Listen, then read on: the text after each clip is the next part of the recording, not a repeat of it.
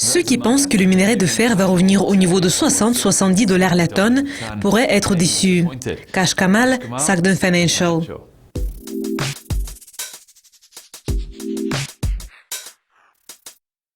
La Banque nationale de l'Australie a récemment annoncé ses prévisions que le minerai de fer allait reculer au niveau de 40 $ la tonne en 2017. Et ce sont les perspectives sombres les plus récentes pour cette matière première. Donc, quelles sont vos prévisions pour les prix du minerai de fer? Les prix du minerai de fer ont considérablement reculé par rapport à un haut niveau enregistré en avril. Et nous avons vu une vente active de cette matière première. Mais en juin, les prix ont commencé à se stabiliser.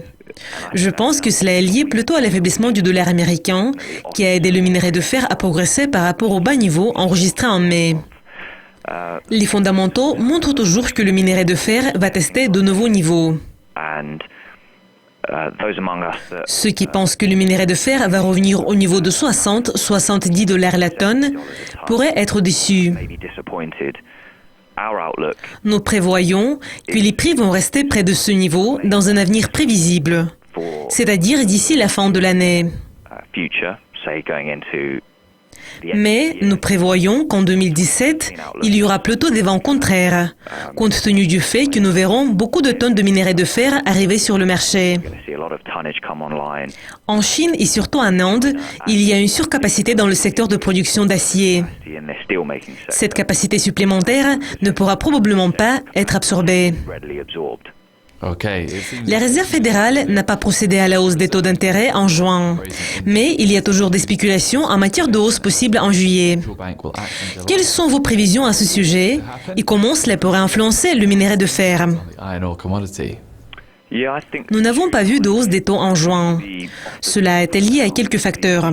L'affaiblissement des données des emplois non agricoles en mai a influencé le sentiment des investisseurs. Les données n'ont pas répondu aux attentes et elles étaient bien au-dessous des attentes.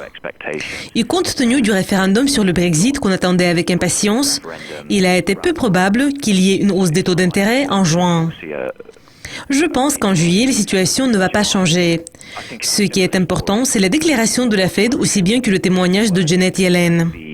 Nous voyons que l'appétit pour le risque s'est affaibli en juin. L'affaiblissement du dollar a soutenu les prix du minerai de fer.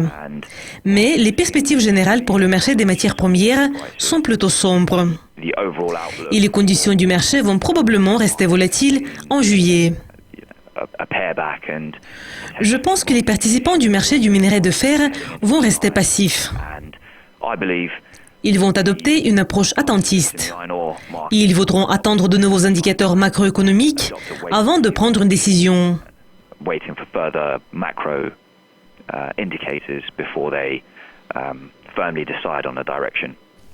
Et pour conclure, d'après vous, quels indicateurs pourraient influencer le minerai de fer dans un avenir proche?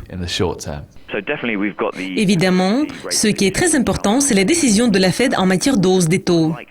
En juin, la Fed a laissé les taux sans changement, mais a fait une déclaration qui est d'une grande importance. En plus, ce qui était également important, c'était le témoignage de Janet Yellen devant le comité sénatorial des banques, car il a montré le point de vue de la Réserve fédérale sur les conditions macroéconomiques du monde. En juillet, il y aura beaucoup de publications des données de la Chine, y compris le PMI manufacturier, la balance commerciale, les données sur l'inflation et les données sur le PIB du deuxième trimestre. Toutes ces données vont montrer l'état de la demande chinoise. On peut dire que le point de vue de la Fed sur les conditions macroéconomiques du monde et les données chinoises vont donner une image complète du marché du minerai de fer.